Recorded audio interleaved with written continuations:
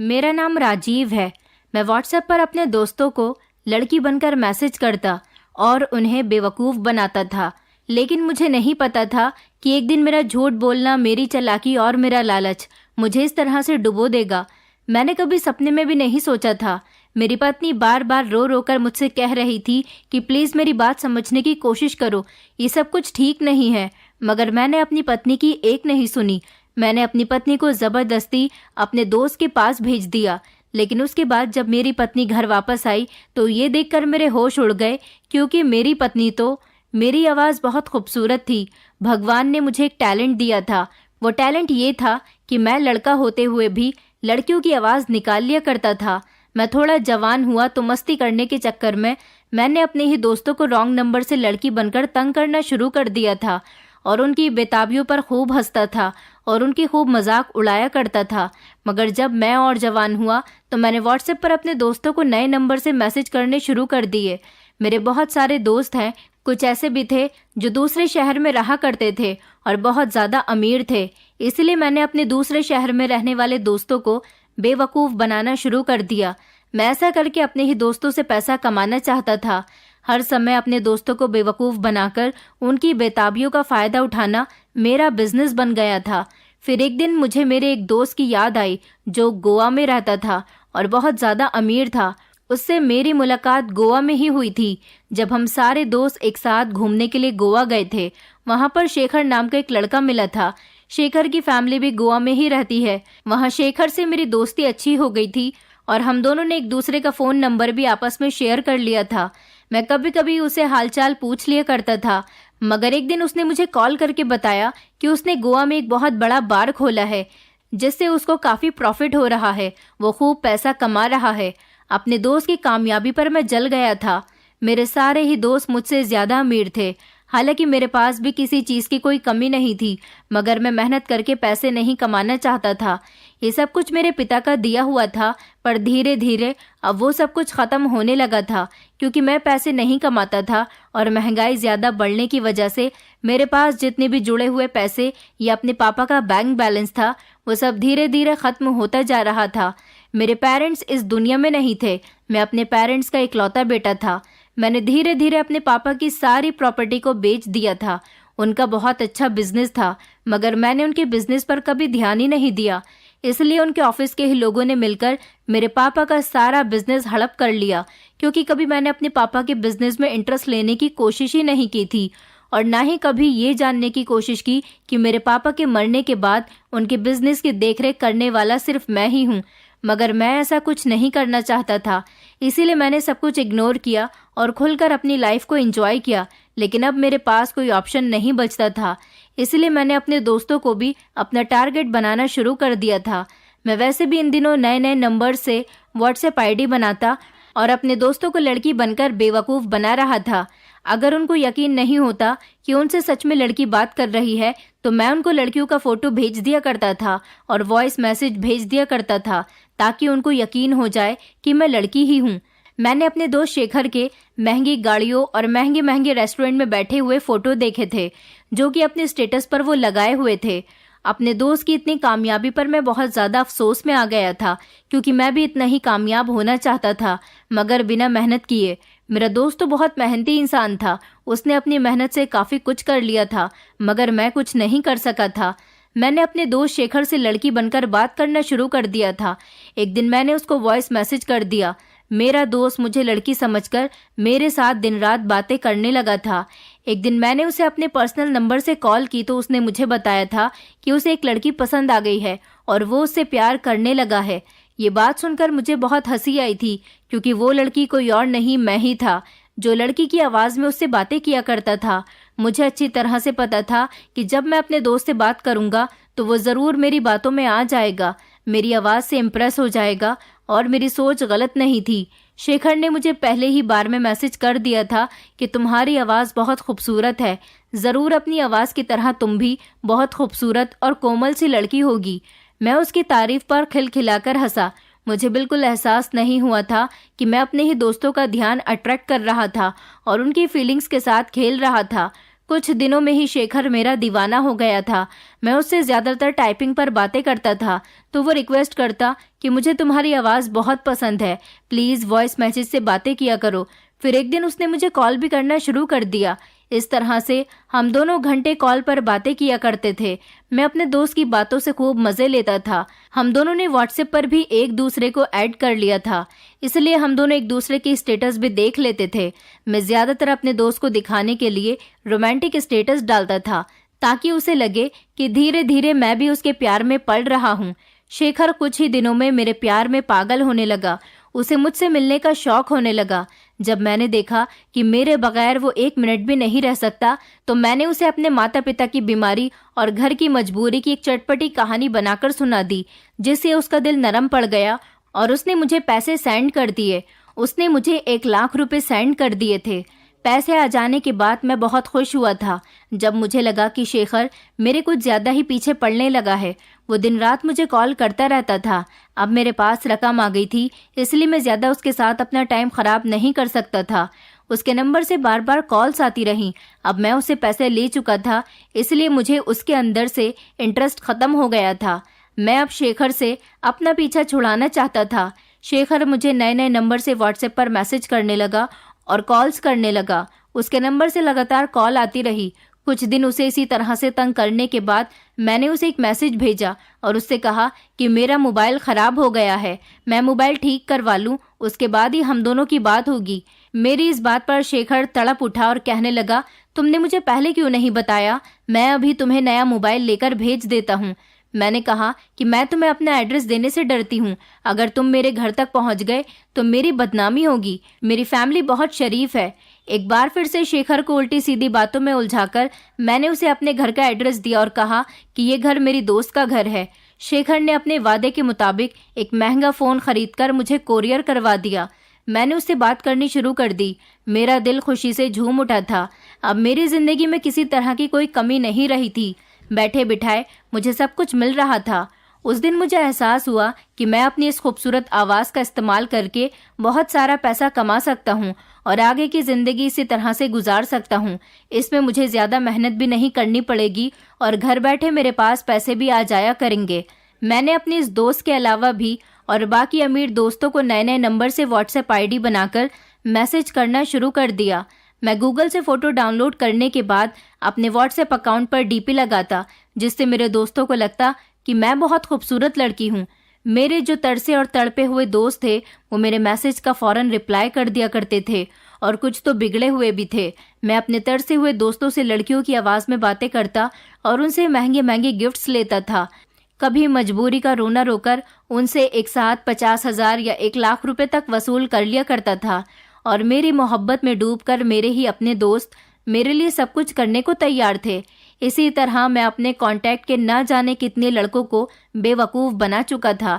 जब कोई लड़का मुझ पे पैसा बहाने के बाद शादी के लिए तड़पने लगता तो मैं उससे कांटेक्ट ख़त्म कर देता था। वो नंबर पूरी तरह से स्विच ऑफ करने के बाद मैं कभी दोबारा उन लड़कों की तरफ पलटकर नहीं देखता था, जिससे मेरा काम पूरा हो चुका होता था। मेरी अय्याशी और मेरे महंगे महंगे खर्चों पर किसका कितना नुकसान हो रहा था मुझे कुछ खबर नहीं थी और ना ही मैं इस बात से कोई मतलब रखता था, क्योंकि मेरे लिए सबसे ज़्यादा अपना मतलब पूरा होना मायने रखता था। मैं उनके नंबर ब्लॉक करके उनकी फीलिंग्स को ठेस पहुंचाता था। उन दिनों मेरी ज़िंदगी खूब ऐश के साथ कट रही थी। मेरे घर में मेरे अलावा एक छोटी बहन थी जो हमेशा घर में ही रहती थी और घर के सारे कामों को ही अपना कर्तव्य समझती थी। उसने ज़्यादा पढ़ाई भी नहीं की थी, वो सिर्फ 5th क्लास तक ही पढ़ी हुई थी और ज़्यादातर घर में ही अपना समय गुजारती थी। मैं हमेशा अपनी बहन की तरफ से बहुत बेफिक्र और खुश रहता था, क्योंकि मेरी बहन बहुत सीधी सादी थी। मैंने अपनी बहन को भी बता दिया था कि मैं एक ऑनलाइन काम करने लगा हूँ। मेरी कमाई देखकर मेरी बहन खुश हो जाती थी। उसे लगता था कि उसका भाई घर के हालात पहले के जैसे कर देगा। मेरी बहन होने के साथ साथ मेरी एक बहुत अच्छी दोस्त भी थी। मैं अपनी बहन से बहुत प्यार करता था, क्योंकि उसके अलावा मेरा इस दुनिया में कोई नहीं था और शुरू से ही उसने मुझे खुश करने के लिए काफ़ी कुछ किया था। फिर एक दिन मेरी बहन ने मुझे एक लड़के से बात करते हुए देख लिया था और उसने मेरी पूरी बात सुन ली थी कि मैं किस तरह से लड़के से लड़की की आवाज़ निकालकर फ़ोन पर बातें कर रहा था। मेरी बहन ने कहा कि भैया आप बहुत गलत काम कर रहे हो, ऐसा कभी मत करो। मगर मैंने अपनी बहन को समझा दिया था कि कुछ नहीं होता ऐसा करने से। मेरे पास ढेर सारे पैसे आते हैं। मेरे इस राज को मेरे अलावा अब मेरी बहन भी जान गई थी। मुझे कुछ दिनों के बाद एक लड़की से प्यार हो गया था। मैं उसके साथ शादी करना चाहता था।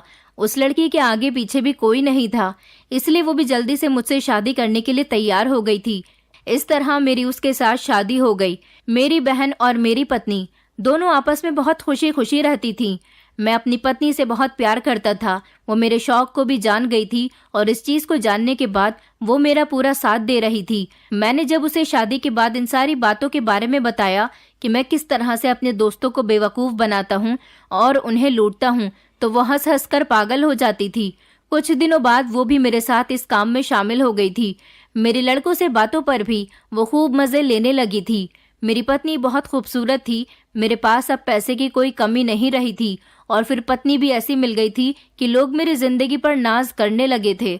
मैंने अपनी पत्नी को अपने दोस्तों से मिलवाया था। उन सब ने मेरी पत्नी की बहुत तारीफ की थी, तो मैं बहुत खुश हो गया था और अपनी नई जिंदगी की शुरुआत पत्नी के साथ करने लगा। मैंने कभी भी अपनी जिंदगी में सीरियस होकर नहीं जाना था। मैं चाहता तो अब तक जितना पैसा मैं सब लोगों से बटोर चुका था उससे अय्याशी में उड़ाने के बजाय किसी बिजनेस में लगा लेता। कोई बिजनेस करने से मेरी जिंदगी आगे तक सेटल हो जाती। मगर मुझे अपनी आवाज पर घमंड था। मुझे लगता था कि जब तक मैं जवान हूँ अपनी आवाज से ऐसे ही दूसरों को लूटकर पैसे कमा सकता हूँ।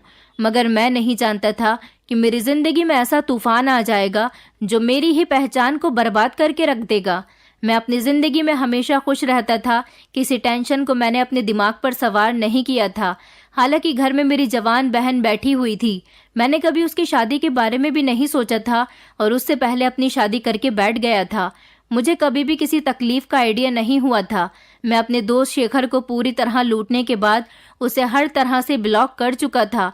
यहाँ तक कि मैंने अपना वो सिम भी तोड़ दिया था जिस नंबर से मैंने व्हाट्सएप आईडी बनाई हुई थी। इस तरह न जाने कितने लड़कों को मैं भूल गया था जिससे मैं पैसे ले चुका था। हाल फिलहाल में मेरी बात सिर्फ उन्हीं लड़कों से हो रही थी जो अभी मुझे पैसे नहीं दे पाए थे। मुझे कभी भी खाली हाथ रह जाने की तकलीफ का भी आइडिया नहीं था। अब मेरे पास जो नंबर चालू थे मैं उनसे 2-3 लड़कों से बात कर रहा था। हालांकि मेरा पर्सनल नंबर बिल्कुल अलग था। एक दिन मेरे पास व्हाट्सएप नंबर पर एक बहुत स्मार्ट लड़के का मैसेज आया। मैंने उसकी डीपी खोल कर देखी तो वो बहुत स्मार्ट था और बड़ी सी कार के आगे खड़ा हुआ था। वो लड़का शायद जिम करता था, इसीलिए बहुत हैंडसम था। उसकी उम्र भी 28 से 30 साल लग रही थी। वो मुझे मैसेज करने लगा कि प्लीज मुझसे दोस्ती कर लो, मैं तुम्हें लाखों रुपए दूंगा, मुझे तन्हाई का साथी चाहिए। उसने बताया कि हाल फिलहाल में मेरी गर्लफ्रेंड ने मुझसे ब्रेकअप कर लिया। मैंने उस पर ना जाने कितना पैसा खर्च किया था, मगर मेरी गर्लफ्रेंड ने मुझे धोखा दिया। उस लड़के ने सबसे पहले मुझे कॉल की थी, जिस पर उस लड़के की आवाज़ सुनकर मैं खामोश हो गया था, क्योंकि अपने इस नंबर से मैं सिर्फ लड़की बनकर ही बातें किया करता था। इसलिए मैंने लड़कियों वाली आवाज़ निकाली तो मैंने कहा था कि आप कौन। बस उसके बाद से ही वो लड़का मेरा दीवाना हो गया और उसने मेरा नंबर अपने फ़ोन में सेव कर लिया। मैंने भी सोच लिया था कि मैं अपना अगला शिकार इसे बनाऊंगा, क्योंकि मर्द कुंवारा हो या शादीशुदा मोहब्बत के जाल में आसानी से फंस जाता है। इसलिए मैंने उसका नंबर सेव कर लिया, मगर उसके व्हाट्सएप नंबर पर लगी हुई डीपी देखने के बाद मैं चौंक गया था। उसके बाद बार बार उसकी कॉल्स आने लगी और मैं हर बार रॉन्ग नंबर कहकर कॉल कट कर दिया करता था। वो लड़का मेरा दीवाना होने लगा। कहने लगा, मुझे तुम्हारी आवाज़ बहुत पसंद आई है, प्लीज़ मुझसे बात कर लो। उसने कहा, मैं तुमसे कुछ नहीं छुपाऊंगा। उसने मुझे अपनी पूरी स्टोरी के बारे में बता दिया था कि वो जिस लड़की से प्यार करता था उस लड़की ने उसे धोखा दिया और ब्रेकअप कर लिया। अब वो उसे दिखाना चाहता है कि वो उससे भी अच्छी लड़की को अपनी गर्लफ्रेंड बना चुका है। उसने कहा, मैं अपने दोस्त के नंबर पर कॉल कर रहा था, मगर अचानक आपके नंबर पर कॉल लग गई। जब आपने हेलो बोला तब मैं आपकी आवाज़ पर फिदा हो गया था और समझ गया था कि आप अपनी आवाज़ की तरह ही खूबसूरत होगी। इसलिए मैंने आपसे फ्रेंडशिप करने के बारे में सोचा। उसने कहा, मुझे ज़्यादा कुछ नहीं चाहिए, बस मैं आपसे बात करना चाहता हूँ, अपना दिल बहलाना चाहता हूँ और अपनी गर्लफ्रेंड को बताना चाहता हूँ कि मैंने तुमसे भी अच्छी लड़की को अपनी गर्लफ्रेंड बना लिया है। उसने कहा, अगर तुम्हें मेरी बातों पर यकीन नहीं आता तो मैं तुम्हें फ्रेंडशिप करने के ढेर सारे पैसे दूंगा, क्योंकि मेरे पास पैसे की कोई कमी नहीं है, लेकिन तुम्हें उसके लिए मुझसे बातचीत करनी होगी। इस लड़की की बात सुनकर तो मैं खुशी से झूम उठा था। उस लड़के ने मुझे अपने ढेर सारे फोटो भेजे थे। उसके फोटो देखकर तो मेरी आंखें फटी की फटी रह गई थी, क्योंकि वो सच में बहुत अमीर था। मेरे अंदर अब लालच बढ़ चुका था और मुझे और ज्यादा पैसों की जरूरत थी। अब तक मिलने वाले लोगों में वो लड़का सबसे पहला ऐसा था जिसने मुझसे प्यार मोहब्बत की बातें करने के बजाय डायरेक्ट फ्रेंडशिप की बात की थी, और शुरू में ही उसने मुझे पैसे देने की भी बात कही थी। वरना हर लड़के से पैसे निकालने के लिए मुझे उन्हें ना जाने कितनी कहानियां सुनानी पड़ती थी। मैंने जब अपनी पत्नी को इस बारे में बताया तो मेरी पत्नी भी पैसों के बारे में सुनकर खुशी से पागल होने लगी थी। कहने लगी कि इसी लड़के को अपना दीवाना बनाकर लाखों रुपए निकलवा लो, फिर तुम इस काम को छोड़ देना। वैसे भी हम सारी जिंदगी इस काम से पैसा नहीं कमा सकते। इस तरह करने से बिजनेस के पैसे जुड़ जाएंगे। मुझे अपनी पत्नी की बात सही लगी थी। सोचा कि कुछ समय तक इस लड़के को अपनी दोस्ती में फंसाकर पैसे लूटता रहूं। ऐसा करने से मुझे ज्यादा पैसे मिल सकते हैं, तो इसमें कोई हर्ज नहीं है। मैं इस लड़के के साथ रातों को देर तक बातें करता था। वो ज्यादातर अपनी पुरानी गर्लफ्रेंड के किस्से सुनाता रहता था और रो रो कर मुझे अपनी गर्लफ्रेंड की बेवफाई की कहानियां सुनाता था। उसका कहना था कि मैं बस अपनी गर्लफ्रेंड से बदला लेना चाहता हूँ। मुझे काफी समय से किसी ऐसी लड़की की तलाश थी जो मेरा साथ दे सके, मगर आज के जमाने में हर लड़की प्यार मोहब्बत करना चाहती है, इसलिए मैं किसी लड़की से बात नहीं करता। मुझे लगा कि आप मेरे काम के लिए बिल्कुल परफेक्ट हो, क्योंकि मैं एक संस्कारी फैमिली से बिलोंग करता हूँ, इसलिए किसी लड़की की फीलिंग्स के साथ खिलवाड़ नहीं कर सकता। बस आप इसी तरह से मेरा साथ देती रहना तो मेरी गर्लफ्रेंड से मैं बदला ले पाऊंगा। मैं इसके साथ बातें करता रहा था और मेरी पत्नी पास में बैठकर खूब हंसती रहती थी। कहने लगी, दोस्ती करने के साथ साथ इसे अपनी मोहब्बत के जाल में भी फंसा लो, ताकि हम इससे और ज्यादा पैसे लूट सकें। 1 महीने तक तो मैंने उस लड़के से कोई डिमांड जाहिर नहीं की थी, क्योंकि मैं भी इस मैटर में बहुत सीरियस हो चुका था। मेरी मोहब्बत भरी बातें सुनकर एक दिन उसने अचानक कहा कि मेरी गर्लफ्रेंड की शादी करीब आ रही है, मैं तुम्हें अपनी गर्लफ्रेंड से मिलवाना चाहता हूँ, उसके लिए तुम्हें मुझसे मिलना होगा। उसने कहा, मेरा शुरू से ही सिर्फ एक ही मकसद है कि मैं अपनी गर्लफ्रेंड से बदला लेना चाहता हूँ। बस तुम मेरे इस काम में मेरी मदद कर दो, उसके बाद तुम्हारा काम खत्म हो जाएगा। मैं कोई गलत इंसान नहीं हूँ, तुम्हारे साथ कुछ गलत नहीं होगा। मेरा ये काम करने पर मैं तुम्हें 10 लाख रुपए दूंगा। मैं परेशान हो गया था। इस लड़की की चालाकी थी, इसने सिर्फ बातों पर पैसे देने से इनकार कर दिया था। इसका कहना था कि मेरा काम पूरा होने के बाद मैं तुम्हारे हाथ में पूरी रकम रख दूंगा। वो डायरेक्ट मुझसे मिलना चाहता था और अपनी गर्लफ्रेंड को जलाना चाहता था। मेरी समझ नहीं आ रहा था कि मैं क्या करूं, लेकिन जब मैंने 10 लाख रुपए के बारे में अपनी पत्नी को बताया तो वो इतने ज्यादा पैसों के बारे में सुनकर कहने लगी, एक साथ हमें इतने ढेर सारे पैसे मिल जाएंगे तो हमारी जिंदगी पूरी तरह से बदल जाएगी। सबसे पहले आप अपना कोई नया बिजनेस स्टार्ट करना। और फिर मेरी पत्नी ने मुझे एक ऐसी बात बताई जिसे सुनकर मैं खुशी से झूम उठा था। मेरी पत्नी ने बताया कि मैं प्रेग्नेंट हूँ, इसलिए आपको अब अपने बच्चों के बारे में आगे तक सोचना होगा। मैंने अपनी पत्नी को बताया कि मैं फोन पर तो लड़की बन सकता हूँ, मगर ये लड़का अपनी गर्लफ्रेंड के सामने मुझे पेश करना चाहता है। मैं ऐसा कैसे कर सकता हूँ? मैं हकीकत में लड़की नहीं बन सकता।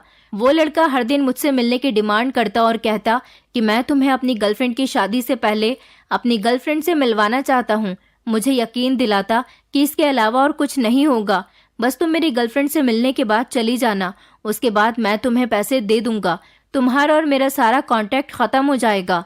उसने कहा, मैं कोई गलत इंसान नहीं हूँ जो तुम्हें बुलाने के बाद तुम्हारी इज्जत के साथ खिलवाड़ करूंगा। मुझे शरीर की हवस नहीं है, मैं सिर्फ अपनी बेवफा गर्लफ्रेंड से बदला लेने के लिए ही ऐसा कर रहा हूँ। वो मुझे छोड़कर किसी दूसरे इंसान से शादी कर रही है। मैं उसे दिखाना चाहता हूँ कि मेरी जिंदगी में भी उससे अच्छी लड़की है। उसे लगता था कि मैं उसके अलावा किसी और को अपनी जिंदगी में शामिल नहीं कर सकता, मगर मैं उसकी शादी से पहले ही उसे दिखा देना चाहता हूँ कि मैंने भी अपनी जिंदगी में एक हसीन लड़की को शामिल कर लिया है। उसकी बात पर मेरी पत्नी भी आंखें बंद करके यकीन कर गई। मुझसे कहने लगी, तुम्हारे पास बहुत अच्छा मौका है, तुम एक बार खतरा मोल ले लो। मैंने कहा, ऐसा नहीं हो सकता। अगर उस लड़के ने मेरी हकीकत जान ली तो बहुत बड़ी गड़बड़ हो जाएगी। वो इतना अमीर लड़का है, मुझे जेल भी पहुंचा सकता है। उसे अगर लगा कि मैं लड़का हूं और उसको इतने समय से बेवकूफ बना रहा हूं तो शायद वो मुझे जान से ही मार डाले। वो लड़का बार बार मुझसे रिक्वेस्ट करता रहा और मैं उसे टालता रहा। एक दिन अचानक से मेरी पत्नी ने मुझसे एक बात कही जिसे सुनकर मेरे होश उड़ गए। कहने लगे कि तुम अपनी जगह भी तो किसी और को उस लड़के के पास भेज सकते हो। मैंने अपनी पत्नी से कहा कि आखिर ऐसा कौन है जो उसके पास जा सकता है। मेरी पत्नी तो नहीं जा सकती थी क्योंकि उसकी तबीयत ठीक नहीं थी। डॉक्टर ने उसे पूरी तरह से बेड रेस्ट बताया था। अभी 3 महीने तक वो बिस्तर से नहीं उठ सकती थी। अगर ऐसा होता तो मैं अपनी पत्नी को भी उस लड़के की गर्लफ्रेंड से मिलने के लिए भेज सकता था, मगर मेरी पत्नी भी ये काम नहीं कर सकती थी। फिर मेरी पत्नी ने कहा कि तुम अपनी बहन को भी तो वहां भेज सकते हो। अपनी बहन के नाम पर मैं ठिठक गया था। मैंने कहा, तुम्हारा दिमाग खराब हो गया है क्या? वो कहने लगी, इस लड़के की बातों से साफ जाहिर होता है कि वो अपनी पहली गर्लफ्रेंड से कितना प्यार करता था। उसने आपसे बातों बातों में कई बार कहा भी है कि वो अपनी गर्लफ्रेंड के अलावा किसी और को नजर उठाकर भी नहीं देख सकता, मगर अब उसे अपनी गर्लफ्रेंड से नफरत हो गई है, इसलिए वो उसे सिर्फ मजा चखाना चाहता है। इसके अलावा वो और कुछ नहीं कर सकता। उसको जो कुछ भी करना है अपनी गर्लफ्रेंड के साथ ही करना है। इससे आपकी बहन पर भी कोई फर्क नहीं पड़ेगा। मेरी पत्नी कहने लगी, अगर मैं ठीक होती तो मैं चली जाती, मगर मेरी मजबूरी है, और फिर ये पैसे सबसे ज्यादा आपकी बहन के ही तो काम आएंगे। सब हमसे कहते हैं कि जवान बहन घर में बैठी हुई है, उसकी शादी नहीं की। जब पैसे आ जाएंगे तो सबसे पहले आप उसकी शादी कर देना।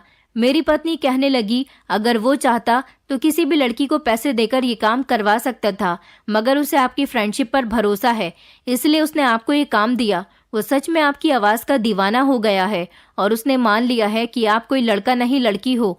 तभी तो उसने इतने भरोसे के साथ आपको अपनी पूरी कहानी सुना दी थी। पढ़ा लिखा लड़का है, अय्याश भी नहीं लगता। अगर आप चाहो तो अपनी बहन को समझा बुझाकर भेज सकते हो। आपकी बहन को भी कुछ नहीं करना, सिर्फ उसकी गर्लफ्रेंड के सामने पेश होना है और 1-2 घंटा उसके साथ बातें करने के बाद वापस आ जाना है। अगर 1-2 घंटे के हमें 10 लाख रुपए मिल रहे हैं तो इससे अच्छी बात क्या हो सकती है। अपनी पत्नी की बात मुझे ठीक लग रही थी। वैसे भी मुझे अपनी बहन की भी तो शादी करनी थी और उसकी शादी में काफी सारे पैसों की जरूरत थी। इसीलिए मैंने अपनी बहन को जब ये पूरी बात बताई तो मेरी बहन ये काम करने के लिए बिल्कुल तैयार नहीं हुई थी। उसने कहा, भैया प्लीज आप ये झूठ बोलना छोड़ दो। झूठ बोलना पाप होता है, हमें ऐसा कोई काम नहीं करना चाहिए। मगर मेरी पत्नी और मैंने उसे बहुत समझाया था। वो हम दोनों की बातों में आ तो नहीं रही थी, मगर फिर हम दोनों की जिद करने पर मजबूर हो गई थी। लेकिन फिर मैंने अपनी पत्नी से कहा कि मेरी बहन और मेरी आवाज में तो बहुत फर्क है। मेरी बहन सिर्फ उसके सामने अपनी शक्ल पेश करेगी, आवाज की बात आई तो फिर वो फंस सकती है। उस लड़के ने अगर हमें पहचान लिया तो इस धोखे पर वो हमें पैसे नहीं देगा। मेरी पत्नी कहने लगी कि तुम परेशान मत हो, हम ऐसा काम करेंगे कि वो पहचान नहीं सकेगा। मेरी पत्नी ने मुझे आइडिया दिया कि हम आपकी बहन की आवाज़ खराब कर देते हैं। मेरी कुछ समझ नहीं आया था कि मेरी पत्नी क्या कहना चाह रही है। फिर उसने मुझे डिटेल में बताया कि सर्दी का मौसम है, इसलिए आपकी बहन को ठंडी ठंडी चीज़ें खिलाते हैं, जैसे आइसक्रीम, नींबू और खट्टी चीज़ें, जिससे उसकी आवाज़ खराब हो जाए। आपकी बहन जब वहां जाकर बात करे तो कह दे कि मेरी आवाज़ ठीक नहीं है, इसलिए मेरी आवाज़ में बदलाव आ गया है। इससे उस लड़की को कोई शक भी नहीं होगा और हमारा काम भी आसानी से हो जाएगा। दौलत के लालच ने हम दोनों पति पत्नी को इतना अंधा कर दिया था। मैं चाहता तो अपनी बहन को भेजने के अलावा और भी कोई दूसरा कदम उठा सकता था। मैं चाहता तो उस लड़के से ये भी कह सकता था कि मैं किसी मजबूरी के कारण घर से नहीं निकलती हूँ या मैं नहीं आ सकती। तुम्हारी गर्लफ्रेंड के सामने पेश करने के लिए तुम किसी और लड़की को भी बुला सकते हो, मगर मैंने उससे ऐसा कुछ नहीं कहा था, क्योंकि मेरी आंखों पर तो दौलत के लालच की गहरी पट्टी बंधी हुई थी, जिसकी वजह से मुझे पैसे के सिवा और कुछ नजर नहीं आ रहा था। मैंने इस सब में अपनी बहन को निशाना बना लिया था। मेरी मासूम बहन, जो इस बाहर की दुनिया के बारे में ज्यादा कुछ जानती भी नहीं थी। मैंने उसे यही समझाया था कि तुम्हें वहां जाने के बाद कुछ नहीं करना, बस एक लड़का होगा जो एक लड़की से तुम्हारी मुलाकात करवाएगा और तुम्हें लड़की के सामने लड़के के साथ 1-2 प्यार भरी बातें करनी है। सामने वाली लड़की को ऐसे जाहिर करना है जैसे तुम उस लड़के की गर्लफ्रेंड हो और उससे प्यार करने लगी हो। बस तुम्हें एक मामूली सा काम करके घर वापस आ जाना है। उसके बाद वो लड़का तुम्हें ढेर सारे पैसे देगा। मेरी बहन बहुत इनकार कर रही थी, मगर हम दोनों पति पत्नी तो उस लड़के पर भरोसा करके बैठ गए थे। मैंने अपनी पत्नी की कोई बात नहीं सुनी थी और बस जैसे तैसे ये काम करवाने पर उसको तैयार कर लिया था। पैसे के लालच ने मुझे पागल कर दिया था। मैंने पैसों के लिए हर मोड़ पर झूठ बोला था और अब इस सब का शिकार मेरी बहन भी होने वाली थी। मेरी पत्नी ने जबरदस्ती मेरी बहन को इतनी ठंड के मौसम में नींबू खिलाए, आइसक्रीम खिलवाई और ठंडा ठंडा पानी पिलाया। मेरी बहन अपने भाई भाभी की खुशी की खातिर सब कुछ कर रही थी, मगर वो बहुत डर रही थी। हम लोग हर बार उसे तसल्ली दे देते थे कि हम तुम्हारे साथ हैं, और मेरी बहन खामोशी से जैसा हम कहते वैसा कर रही थी। मेरी बहन ने बहुत मेहनत की थी, उसका गला खराब हो गया था। मैंने उस लड़की से पहले ही कह दिया कि सर्दी होने की वजह से मेरा गला खराब हो गया है, ताकि वो किसी शक का शिकार न हो। हम लोगों ने दिन भी डिसाइड कर लिया था कि हमें कब मिलना है। वो कहने लगा, गला खराब है तो क्या हुआ, मैं तो बस तुम्हें अपनी गर्लफ्रेंड के आगे पेश करना चाहता हूँ। उसने कहा, याद रहे मेरी गर्लफ्रेंड के सामने तुम्हें ऐसे ही रिएक्ट करना है जैसे तुम मुझसे बहुत प्यार करती हो। मैंने उसे तसल्ली दे दी थी कि तुम्हारी गर्लफ्रेंड को हम दोनों पर कोई शक नहीं होगा। फिर उसने मुझसे कहा कि मुझे नहीं पता था कि तुम एक अनजान इंसान मेरी इतनी अच्छी दोस्त बन जाओगी कि जिंदगी के ऐसे मोड़ तक मेरा साथ निभाओगी। तुम सच में बहुत अच्छी लड़की हो। उसने कहा कि मैं तुम्हें इस काम के तोहफे में 10 लाख रुपए नहीं बल्कि 20 लाख रुपए दूंगा। तुमने मेरी दोस्ती को अच्छी तरह से निभाया है और तुम मेरी मदद करने के लिए तैयार भी हो गई हो। मैंने इस लड़की को अपनी एक मजबूरी भरी दास्तां सुनाई थी, जिस पर ये मुझे पैसे देने के लिए तैयार हुआ था। उसने शर्त रखी थी कि अगर तुम मेरा काम करोगी तो मैं तुम्हें पैसे देकर मजबूरी दूर कर दूंगा। लेकिन अब तो मैं इसकी बात सुनकर पागल हो गया था, क्योंकि अब ये मुझे इसी काम के बदले डबल पैसे देने के लिए तैयार हुआ था। मैं और मेरी पत्नी बेफिक्र हो गए थे, क्योंकि धीमे धीमे हमारा काम और ज्यादा आसान होता जा रहा था।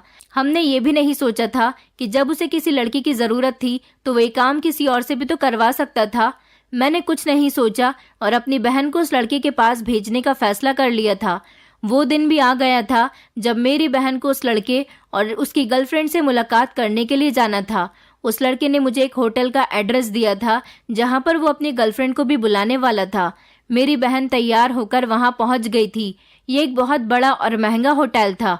मेरी बहन बार बार तरसती हुई नजरों से मुझे देख रही थी और कह रही थी, भैया प्लीज ये झूठा नाटक मत करो, झूठ हमेशा पकड़ा जाता है। मगर मैंने अपनी बहन से वादा किया था कि आज पैसे मिल जाने के बाद मैं कभी दोबारा ये काम नहीं करूंगा। मैं अपनी बहन के साथ साथ वहां चला गया था, मगर होटल के गेट पर ही चौकीदार ने मुझे रोक लिया था। जब हमने सुना कि ये होटल भी उसी लड़के का है तो हमारे होश उड़ गए थे। उसने सिर्फ मेरी बहन को होटल के अंदर जाने के लिए कहा था। मेरी बहन घबरा रही थी, मगर मैंने उसे तसल्ली दी और समझा बुझाकर अंदर भेज दिया था। मुझे सबसे ज्यादा तसल्ली इस बात की थी कि मेरी बहन इस लड़के से पब्लिक प्लेस में मिल रही थी। अगर वो अकेले में मेरी बहन को मिलने के लिए बुलाता तो इसे उसकी इज्जत पर भी फर्क पड़ सकता था। इसलिए मैं और ज्यादा अपनी बहन की तरफ से बेफिक्र था, क्योंकि ये होटल काफी बड़ा था और यहाँ पर काफी सारे लोग आ जा रहे थे। चौकीदार को उस लड़के ने शायद सारी इन्फॉर्मेशन दे दी थी, इसलिए उसने हमें गेट पर ही रोक लिया था। उसने मुझे कॉल की थी तो मैंने उससे कहा था कि चौकीदार ने मुझे गेट पर रोक लिया है, मेरे साथ मेरा भाई भी आया है, मैं अपने भाई को अंदर लेकर आना चाहती हूँ। मगर उसने कहा कि कोई घबराने वाली बात नहीं है, मेरी गर्लफ्रेंड तुम्हारे भाई को देखकर सारी सच्चाई जान जाएगी, इसलिए तुम अपने भाई को बाहर ही खड़ा रहने दो और तुम अंदर आ जाओ। मेरी बहन अंदर चली गई। उसके बाद मैं बेफिक्र होकर होटल के बाहर ही अपनी बाइक खड़ी करके उस पर बैठ गया था और फिर मोबाइल इस्तेमाल करने में बिजी हो गया था। अंदर जाने के बाद क्या हुआ क्या नहीं, मैंने इस बात की कोई फिक्र ही नहीं की थी। मुझे तो सिर्फ पैसे आने की जल्दबाजी हो रही थी। बस किसी भी तरह से मैं 20 लाख रुपए अपने हाथ में देखना चाहता था। इस काम में लगभग 2 घंटे लगने वाले थे, इसलिए मैं बेफिक्र होकर बैठ गया था। अंदर जाने की मुझे परमिशन नहीं थी, मगर मुझे बेचैनी हो रही थी कि ना जाने अंदर उन लोगों के बीच क्या बात हो रही होगी। अब ये सब तो मेरी बहन बाहर आने के बाद ही मुझे बता सकती थी, मगर काफी समय हो गया था, मेरी बहन अंदर से नहीं आई थी। मुझे तो पता था कि शायद इस मुलाकात में सिर्फ 1 या 2 घंटे लगेंगे, मगर मेरी बहन को अंदर गए हुए पूरे 4 घंटे हो गए थे। शाम का समय हो गया था। मुझे अब अपनी बहन की फिक्र होने लगी थी। मैं उस लड़की को कॉल भी नहीं कर सकता था और मेरी बहन के पास मोबाइल नहीं था। मुझे टेंशन होने लगी कि ना जाने अंदर क्या हो रहा है। मुझे घबराहट होने लगी थी। मैंने चौकीदार से अंदर जाने के लिए कहा तो उसने मुझे अंदर नहीं जाने दिया।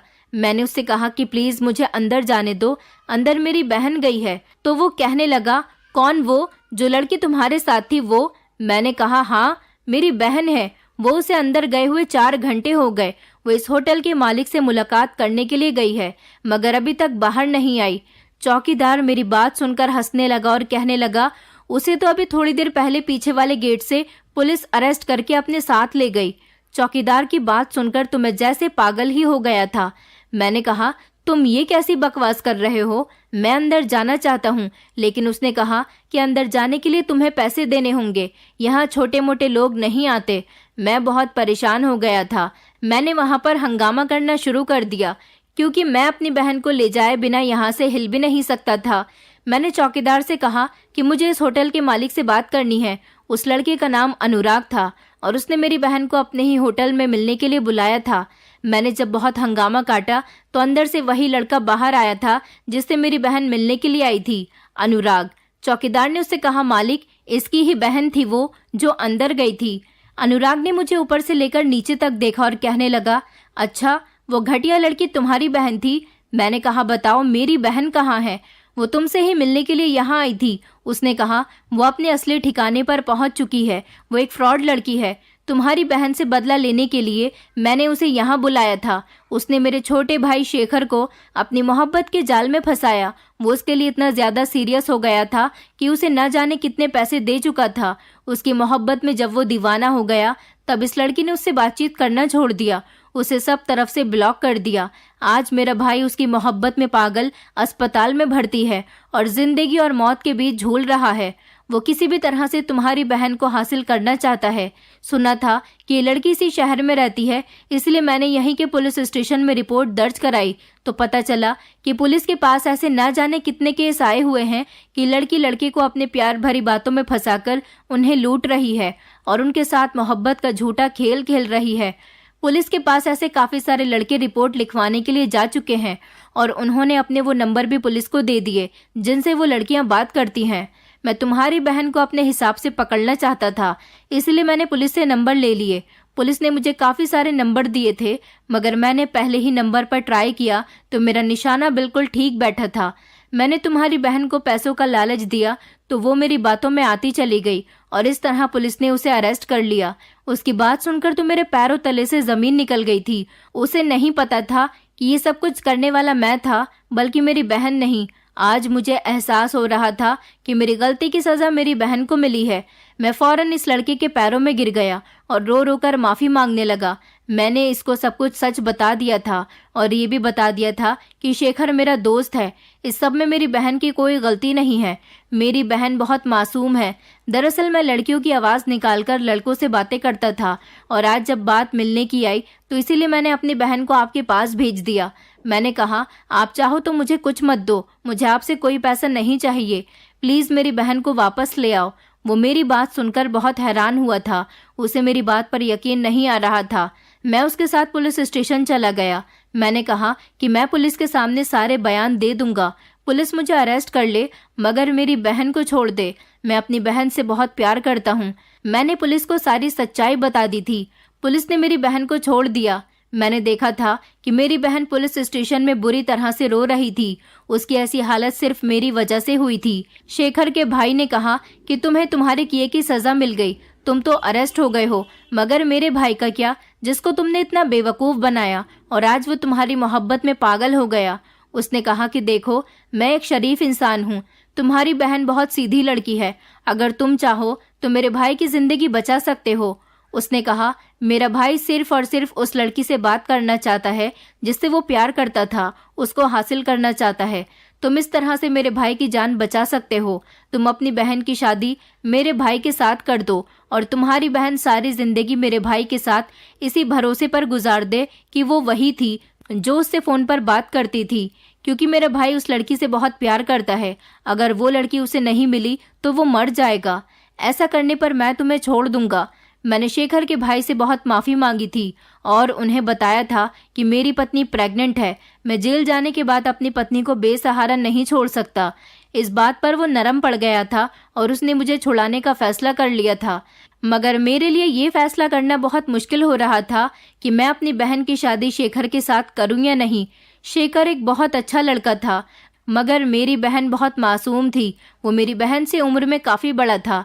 मेरी बहन इतनी अच्छी थी कि मुझे जेल से छुड़ाने की खातिर उसने इस शादी के लिए हाँ कर दी थी।